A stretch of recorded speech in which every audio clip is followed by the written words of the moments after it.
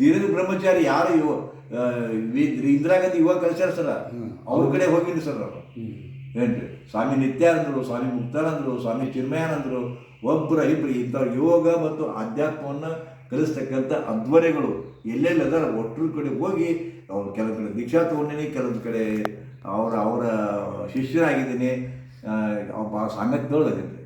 ಒಟ್ಟು ಆಡು ಮುಟ್ಟದ ಗಿಡ ಇಲ್ಲಂತಾರೆ ಹಂಗೆ ಹಡಗಲಿಯವರು ತಲುಪಲಾರದ ಯೋಗ ಕೇಂದ್ರಗಳೆಲ್ಲ ಭಾರತದ ತುಂಬ ತಾವು ಸಂಚರಿಸಿ ಅಲ್ಲದೆ ವಿದೇಶಿ ನನಗೆ ಹೆಮ್ಮೆ ಅದ ಸರ್ ಅದು. ಹೆಮ್ಮೆ ಅನ್ನೋದಕ್ಕಿಂತ ಅದು ಒಂದು ರೀತಿಯಿಂದ ನನ್ನ ಈ ಬದುಕಿಗೆ ಭಾಳ ಪುಷ್ಟಿ ಕೊಟ್ಟದ್ದು, ಇರುವಿಕೆಗೆ ಪುಷ್ಟಿ ಕೊಟ್ಟೆ.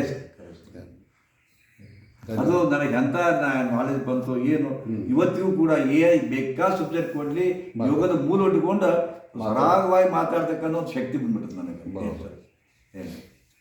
ಅದಕ್ಕೆ ಮೂಲ ಯೋಗನ ಸರ್.